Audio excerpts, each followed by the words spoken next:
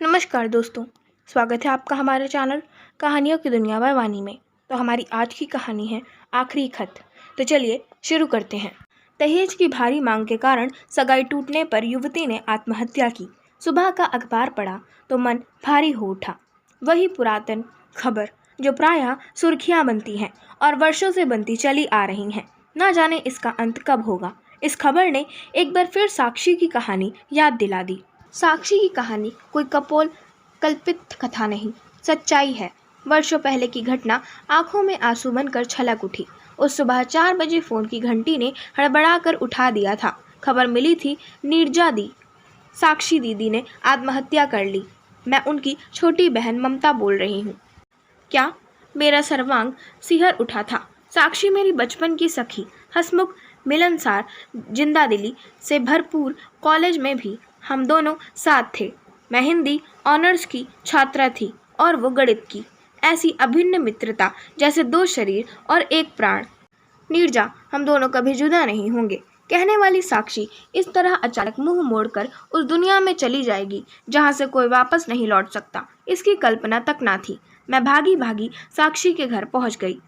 आंगन में साक्षी का नश्वर शरीर रखा हुआ था। परिजनों का हृदय विदारक रुदन सबको पीड़ा से जड़ बना रहा था। मुझे देखते ही साक्षी की मां चीख पड़ी, नीरजा, तेरी सहेली हम सबको दगा दे गई। मैं मूक बधिर सी बैठी थी। सांत्वना के सारे शब्द ना जाने कहाँ विलुप्त हो गए थे। जमीन पर पड़ी गहरी नींद में सो रही साक्षी का मासूम चेहरा ऐसा लग रहा था जैसे अचानक वो खिलखिलाती हुई उठ जाएगी और कहेगी, डरा दिया ना। उसके नीले पड़ते चेहरे को एकटक निहारती मैं गहरी सोच में डूबती चली गई। हंसमुख, चंचल और बेहद सुंदर साक्षी अपने मृदु व्यवहार से सबके दिल में घर कर जाती थी। दूसरों की आवाज़ की नकल करने में इतनी माहिर कि मेरी माँ भी उसकी आवाज़ सुनकर समझती कि मैं बोल रही हूँ। कुशाग्र बुद्धि, सुघड़, मिलनसार साक्षी की खुशियों को उसी दिन से मानो ग्रहण लग गया था जिस दिन उसका विवाह समीर के साथ तय हुआ था।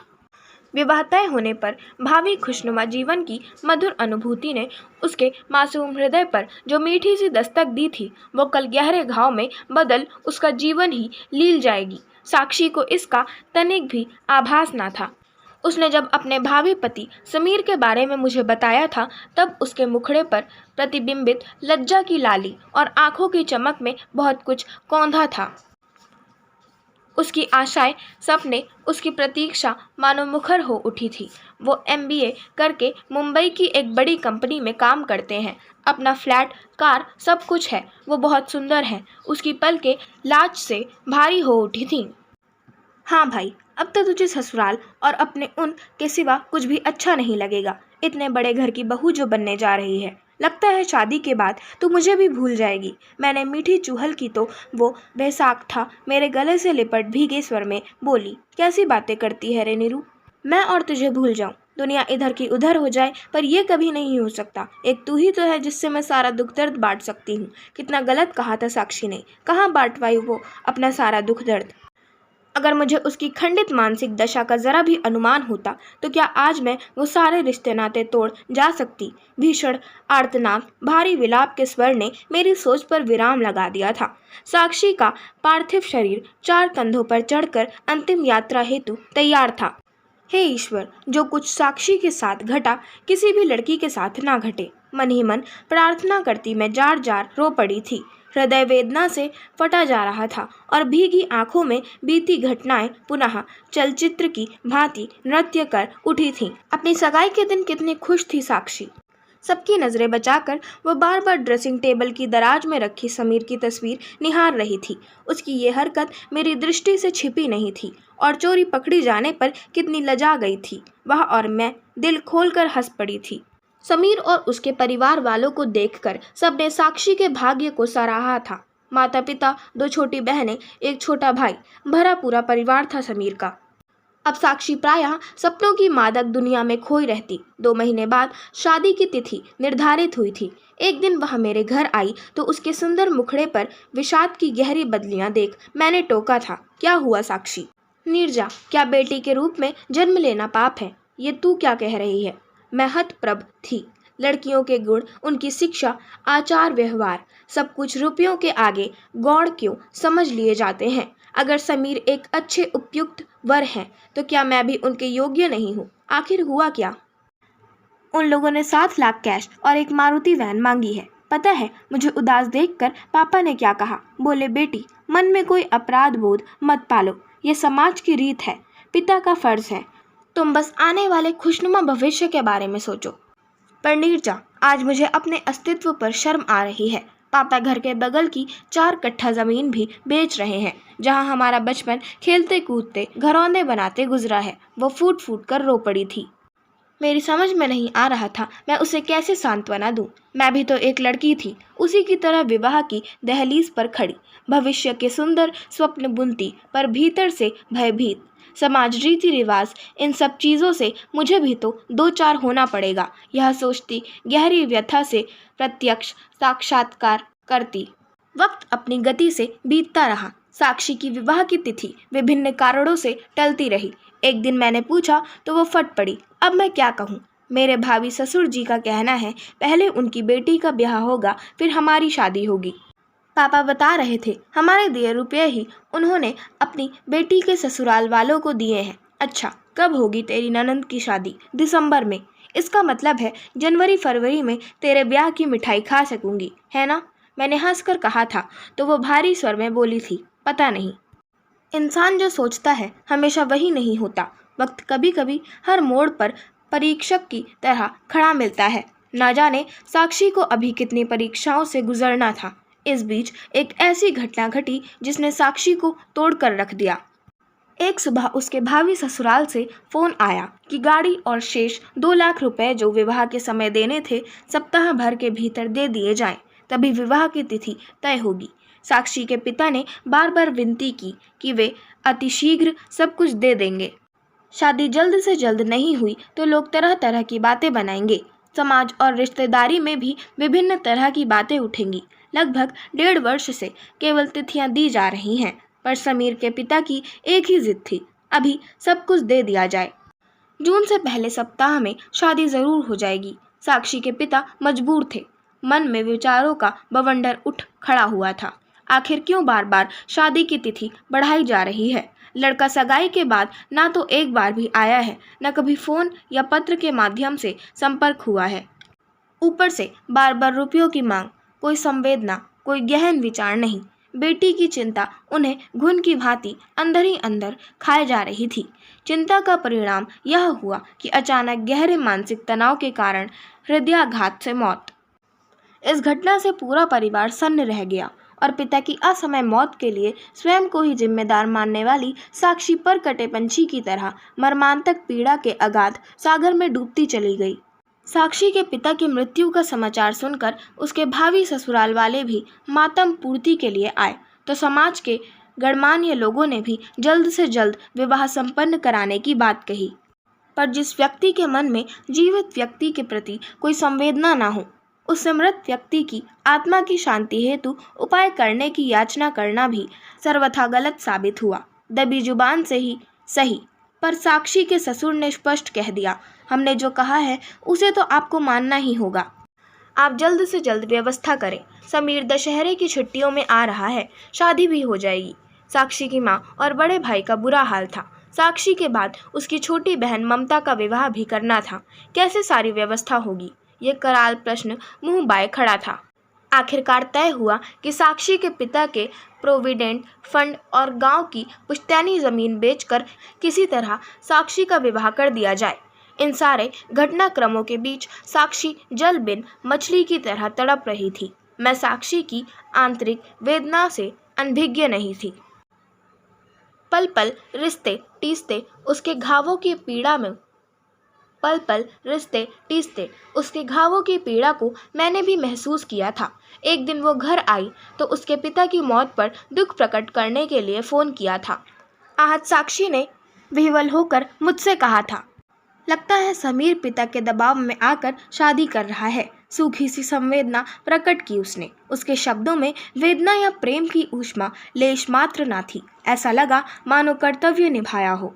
साक्षी की बातें कई प्रश्नों को जन्म दे रही थी। अंतर मन में गूंजते प्रश्नों के घेरे में कैद वो तड़प रही थी। धीरे धीरे उसने घर से बाहर निकलना भी छोड़ दिया था। लोगों की भेदती नजरें, निरर्थक टोही प्रश्न उसकी पीड़ा को द्विगुणित जो कर देते थे। एक दिन उसके सारे सवालों के हल अचानक मेरे सामने आ खड़े हुए। मेरा मौसेरा भाई कुंदन, जो मुंबई में नौकरी करता है, 3 साल बाद घर आया तो हम सब बहुत खुश हुए। बातों ही बातों में पता चला कि समीर उसका जिगरी दोस्त है। बेचारा माँ बाप ही दुश्मन बने हुए हैं उसके। एक तो बिना उससे पूछे उसकी शादी तय कर दी, ऊपर से लाखों रुपए दहेज के ले लिए। मैंने बीच में ही बात काटते हुए पूछा, तो शादी क्यों नहीं कर लेता? वो एक महाराष्ट्रियन लड़की से, जो उसकी सहकर्मी भी है, प्रेम करता है। अगर किसी से प्रेम करता था तो माता पिता को अंधेरे में क्यों रखा? उसने सारी बात परिवार वालों को बता दी थी, पर घर वाले इस विजातीय विवाह के लिए राजी नहीं थे। समीर की माँ ने अन्न जल त्याग दिया, जहर खा लेने की धमकी दी तो वह बेमन से लड़की देखने को तो सहमत हो गया, पर साफ साफ कह दिया उसे सोचने के लिए वक्त चाहिए, बिना उससे पूछे बात आगे ना बढ़ाई जाए। फिर मेरे मन में तेज आंधियां शोर मचाने लगी थीं। फिर क्या? अब वो ठान कर आया है कि शादी नहीं करेगा। उसे इस बात पर बेहद गुस्सा आया है कि लड़की वालों से रुपये लेकर उसकी बहन की शादी में खर्च भी कर दिए गए और उसे कुछ पता भी नहीं चलने दिया। शायद उसके पिता के मन में भय था कि अगर समीर ने प्रेम विवाह कर लिया तो अपनी बेटी के ब्याह के लिए वो लाखों रुपए कहाँ से लाएंगे। सच कहता हूँ नीरजा, समीर जैसा लड़का लाखों में एक होता है। वो तो माता पिता की बात मानकर अपने प्रेम की भी बलि देने को तैयार था, पर पिता ने उसे मोहरा बनाकर अपना मतलब साधा है। ये बात उसे भीतर तक दंश दे गई है। अगले महीने वो उसी महाराष्ट्रियन लड़की से कोर्ट मैरिज करने वाला है। कुंदन भैया ने बताया तो मेरे पांव तले जमीन खिसक गई। साक्षी का भोला चेहरा आंखों में घूमने लगा। मन का गुबार शब्दों के रूप में बह निकला। भैया, कभी सोचा है बाप बेटे की तकरार की चक्की में आखिर पिसेगी तो एक मासूम निर्दोष लड़की ही ना। सगाई के 1-1.5 साल बाद शादी टूट जाने पर लड़की पर क्या बीतेगी? समाज में उसकी बदनामी का जिम्मेदार कौन होगा? कितने लोग सच्चाई जान पाएंगे? लड़की के माथे ही कोई न कोई दाग लगा दिया जाएगा। मन में वेदना का बवंडर समेटती मैं साक्षी के घर पहुंच गई। एक कटु सत्य बताने के लिए मन ही मन हिम्मत जुटा रही थी कि साक्षी की माँ ने बताया रुपयों की व्यवस्था कर ली गई है। गांव वाला घर गिरवी रखकर मैं आगे सुन नहीं सकी और वो सब कुछ बताती चली गई जो कुंदन भैया से पता चला था। साक्षी की माँ हतप्रभ रह गई थी और साक्षी का गोरा मुखड़ा फांसी की सजा पाए कैदी की तरह स्याह हो गया था। हे भगवान, ये तो नीचता की हद हो गई। अब क्या होगा? कहते हुए साक्षी की माँ ने सारी बात साक्षी के बड़े भाई रवि को बताई तो वो भी सकते में आ गया। क्या आदमी इतना नीचे भी गिर सकता है?